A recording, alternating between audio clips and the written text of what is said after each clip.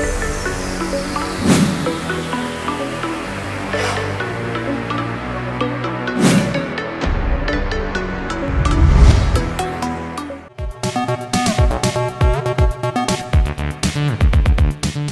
Hello welcome to best of the day.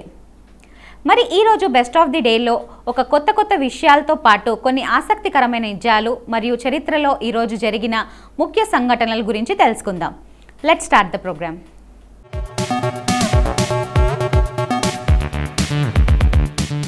ముందుగా జాతీయ చక్కెర కుకీ దినోత్సవం గురించి చెప్పుకుందాం. పండుగ వచ్చిందంటే చాలు ప్రతి ఇంట్లో ఏదో ఒక స్పెషల్ వంటకం ఉండాల్సిందే. ఇంట్లో చిన్నవాళ్ళు వృద్ధులు ఉంటే వారి కోసం తప్పనిసరి స్పెషల్ వంటకాలు చేస్తారు. ఈరోజు తీపి పొంగలి లేదా చక్కెర పొంగలి తయారీ విధానం తెలుసుకుందాం. చక్కెర పొంగలి తయారీకి కావాల్సిన పదార్థాలు: కొత్త బియ్యం, 1 కప్పు పెసరపప్పు, 1/2 కప్పు పంచదార లేదా బెల్లం పొడి, 1/2 కప్పు చిక్కటి పాలు, 3 కప్పులు లేదా కొంచెం పాలు, కొలతలకు సరిపడిన నీరు తీసుకోవచ్చు. యాలుకల పొడి, ఎండు కొబ్బరి ముక్కలు, చిన్నగా తరిగిన 1/2 కప్పు నెయ్యి, కావాల్సినంత జీడిపప్పు, బాదాం కిస్మిస్, పచ్చకర్పూరము చిటికెడు. ఇది ఇష్టమైన వారు వేసుకోవచ్చు, లేదంటే ఓకే.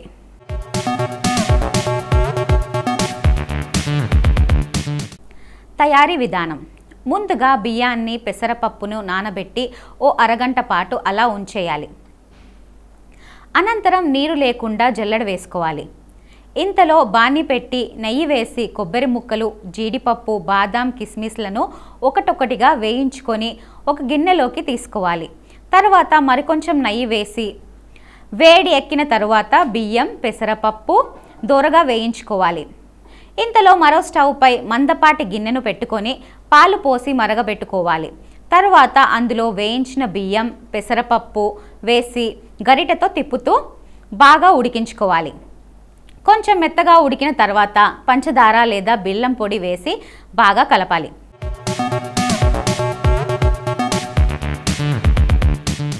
దగ్గర పడిన తర్వాత నేతిలో వేయించుకున్న ఎండు కొబ్బరి ముక్కలు, జీడిపప్పు, బాదాం కిస్మిస్లను వేసుకోవాలి. చివరిగా యాలకుల పొడి వేసుకొని మిగిలిన నెయ్యి వేసుకొని దింపేసుకోవాలి. ఇష్టమైన వారు పచ్చకర్పూరం కొంచెం వేసుకోవచ్చు. తీపి ఎక్కువ తినేవారు వేడిగా ఉన్నప్పుడే కొంచెం పంచదార వేసుకొని కలుపుకోవాలి. స్వీట్ అంటే ఇష్టపడిన వారు బహు అరుదు. ఎన్ని రకాల స్వీట్స్ ఉన్నా మైసూర్ పాక్ ది ఎప్పుడు స్పెషల్ ప్లేస్. చాలామంది ఇష్టంగా తినే మైసూర్ పాక్ను స్వీట్స్ షాప్ నుంచి కొనుక్కుంటారు. అయితే అంత టేస్ట్తో నోట్లో పెట్టుకోగానే కరిగిపోయే విధంగా ఇంట్లో కూడా మైసూర్ పాక్ను తయారు చేసుకోవచ్చు. ఈరోజు ఇంట్లో టేస్టీ మైసూర్ పాక్ రెసిపీ తెలుసుకుందాం.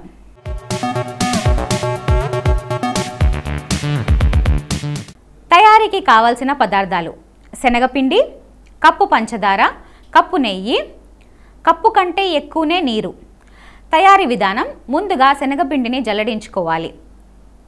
అప్పుడు శనగపిండిలో ఎటువంటి ఉండలు, మూరం లేకుండా మెత్తగా వస్తుంది. దానిని మైసూర్ పాక్ తయారీకి తీసుకోవాలి. తరువాత స్టవ్ మీద బాండి పెట్టి వెలిగించి సిమ్లో పెట్టి ఈ శనగపిండి వేసి పచ్చి వాసన పోయి కమ్మటి వాసన వచ్చే వరకు వేయించుకోవాలి. కమ్మటి వాసన వచ్చే వరకు శనగపిండిని కలుపుతూ వేయించాలి. వేగిన శనగపిండిని ఒక బౌల్లోకి తీసుకొని అందులో కరిగిన నెయ్యి వేసి బాగా కలుపుతూ జారుగా ఉండలు లేకుండా ఉండేలా చూసుకోవాలి. ఆ మిశ్రమాన్ని పక్కకు పెట్టి మళ్ళీ స్టవ్ మీద బాండి పెట్టి సిమ్ ప్లేస్లో ఉంచి 1/2 కప్పు నీళ్లు పోసి కప్పు పంచదార వేసి కరిగించాలి.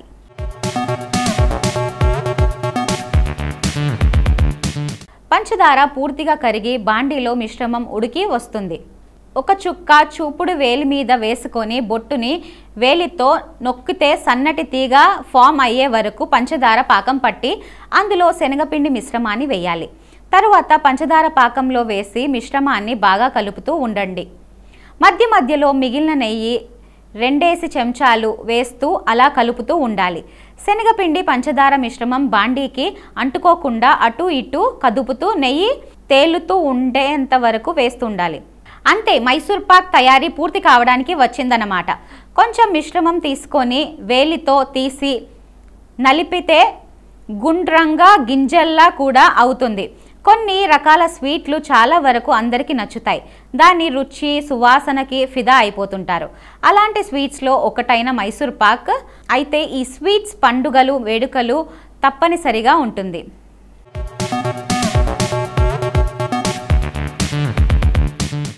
తీయటి పదార్థాల్లో అగ్రస్థానం దీనిది. ఈ స్వీట్ పేరుకే తగ్గినట్టుగా రాయల్టీగా చిహ్నంతో ఉంటుంది. అసలు ఈ రెసిపీ ఎలా తయారు చేశారు, ఎవరు చేశారు వంటి ఆసక్తికరమైన విషయాల గురించి తెలుసుకుందాం. భారతదేశంలో అంతటి పండుగలు ప్రత్యేక సందర్భాలలో ప్రత్యేక విధంగా ఉండే స్వీట్స్ ఇది. దీని మూలం రాజుల వంశాల కర్ణాటక రాజుల వంటశాలలో నుంచి తయారు అయ్యింది అంటుంటారు. మైసూర్ పాక్ మొదటిసారిగా 20వ శతాబ్దంలో ప్రారంభం. మహారాజా కృష్ణరాయ వడియార్ పాలనలో మైసూర్ ప్యాలెస్లోని రాయల్ వంటవాడు కాకాసూర్ ముడప్ప సృష్టించాడు. మహారాజా మెచ్చుకునేలా వంటలు చేసే క్రమంలో మదప్ప శనగపిండి, నెయ్యి, చక్కెరతో ప్రయోగాలు చేసేవాడు. ఆ నేపథ్యంలో తయారయ్యింది ఈ మైసూర్ పాక్. అప్పుడు మహారాజు కూడా ఈ స్వీట్ రుచి అబ్బరపడి దీని పేరు ఏంటని అడిగితే ఆ వంటవాడు మైసూర్ పాక్ అని చెప్పాడట. అలా దీనికి ఆ పేరు సిద్ధపడిపోయింది. ఇక్కడ కన్నడలో పాక్ అంటే చక్కెర సిరప్, ఆదిరత స్వీట్ అని అర్థం.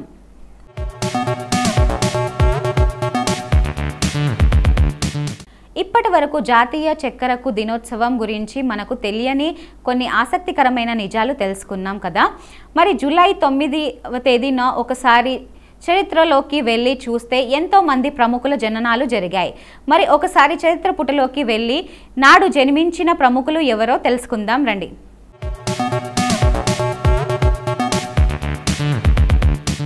సంజీవ్ కుమార్ ఒక పేరు పొందిన భారతీయ చలనచిత్ర నటుడు. ఇతడు అనేక అవార్డులను గెలుచుకున్నాడు. వాటిలో ఉత్తమ నటుడిగా 2 జాతీయ చలనచిత్రాలు పురస్కారాలు ఉన్నాయి. ఇతడు సినిమాలలో విభిన్నమైన పాత్రలను ధరించి ప్రేక్షకులకు అభిమానాన్ని పొందుతాడు. సంజీవ్ కుమార్ అసలు పేరు హరిహర జటాలాల్ జవారాల్. అతడు గుజరాత్లోని సూరత్లో ఒక గుజరాత్ పేట్లో కుటుంబంలో 1938 జూలై 9న జన్మించాడు. ఇతడు తన నట జీవనాన్ని నాటక రంగం ద్వారా ప్రారంభించాడు. మొదట ఇతడు ముంబైలోని ఇండియా పీపుల్స్ థియేటర్ అసోసియేషన్, పిమ్మట ఇండియా నేషనల్ థియేటర్ సంస్థల నాటకాల్లో వేషాలు వేశాడు. రంగస్థల నాటక ఇతడు 22 ఏళ్ల వయసులో ముసలి వేషాలు వేసేవాడు. ఇతని సినిమా ప్రస్థానం 1960లో హమ్ హిందుస్తానీ అనే సినిమాలో ఒక చిన్న పాత్ర ద్వారా ఆరంభమైంది.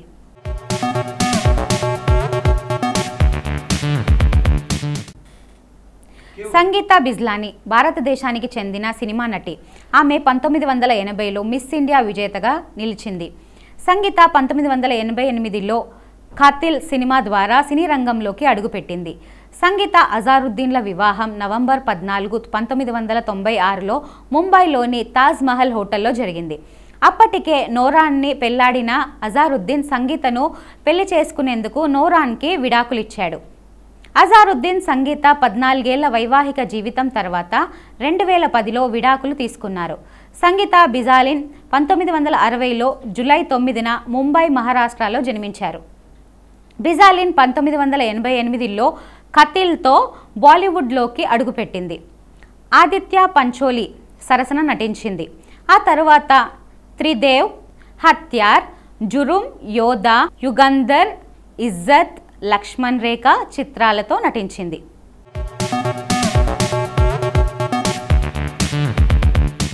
సినిమా ఇండస్ట్రీలో హీరోయిన్గా ఎదగడం అంత సులభం కాదు. చాలామంది ఎన్నో అవస్థలు, కష్టాలు ఎదుర్కొని ఇప్పుడు ఇండస్ట్రీలో రాణిస్తున్నారు. హీరోయిన్గానే కాదు, క్యారెక్టర్ ఆర్టిస్టులుగా సినిమాలు చేసే రాణిస్తున్నారు. పైన కనిపిస్తున్న ఈ నటి తనకు 6 ఏళ్ల వయస్సు ఉండగానే యాక్టింగ్ మొదలుపెట్టింది. ఆ తరువాత బి గ్రేడ్ సినిమాలలో కూడా నటించింది. అలాగే చాలా వ్యాంప్ క్యారెక్టర్స్లో నటించి ఆకట్టుకుంది. ఊర్వశి ధోలాకియా జూలై 9, 1978న జన్మించారు. స్మాల్ స్క్రీన్ ఇండస్ట్రీలో మస్ట్ పాపులర్ వ్యాంప్ యాక్టర్గా మారింది ఆమె. ఆమె పేరు ఊర్వశి ధోలాకియా. హిందీ టీవీ ఆడియన్స్కు ఊర్వశి దలోకియా గురించి తెలిస్తే ఉంటుంది.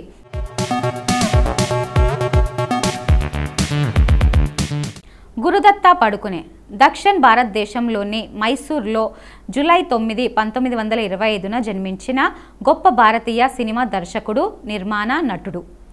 తండ్రి పదన్నోపాధ్యాయుడు, తల్లి వసంతి ఉపాధ్యాయురాలు. ఆమె బెంగాలీ నవలలను కన్నడంలోకి అనువాదిస్తూ ఉండేది. గురుదత్తకు మంచి బెంగాలీ మాట్లాడడం వచ్చు.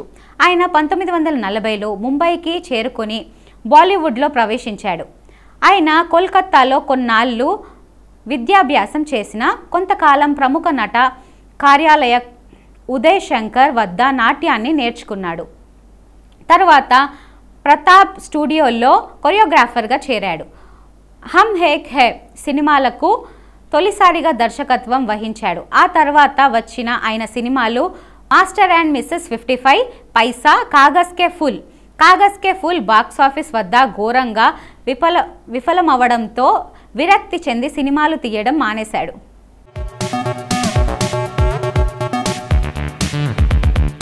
కె బాలచందర్గా ప్రసిద్ధి చెందిన కైలాసం బాలచందర్ ప్రముఖ దక్షిణ భారతదేశ సినిమా దర్శకుడు, రచయిత, నిర్మాత. వీరు 1930 సంవత్సరంలో తంజాపూర్ దగ్గర నిలనం గ్రామంలో జన్మించాడు. తొలుత అకౌంటెంట్ జనరల్ కార్యాలయంలో పనిచేశాడు. అక్కడ ఉద్యోగం చేస్తున్న పలు నాటకాలు రాశాడు. ఎన్జీఆర్ కథానాయకుడిగా నటించిన దైవతై చిత్రానికి సంభాషణలు రచయితగా చలనచిత్ర రంగంలో ప్రస్థానం ప్రారంభించాడు. 45 ఏళ్లలో తమిళ్, తెలుగు, హిందీ, కన్నడ భాషల్లో 100కు పైగా చిత్రాలను రూపొందించాడు. రజనీకాంత్, కమల్ హాసన్, ప్రకాష్ రాజ్ వంటి నటులను చిత్ర పరిశ్రమకు పరిచయం చేశాడు. భారత చలనచిత్ర రంగం అభివృద్ధికి ఆయన చేసిన కృషిగా గాను 2010లో సంవత్సరానికి కేంద్ర ప్రభుత్వం దాదాసాహెబ్ ఫాల్కే పురస్కారాన్ని ప్రకటించాడు.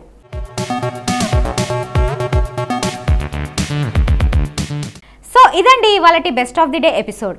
ఈ ఎపిసోడ్ అనేది ఈ రోజుకి సంబంధించిన కొన్ని ఆసక్తికరమైన విశేషాలు తెలుసుకోవడానికి ఉపయోగపడింది అని అనుకుంటున్నాను. మళ్ళీ రేపటి ఎపిసోడ్లో కలుద్దాం. By by.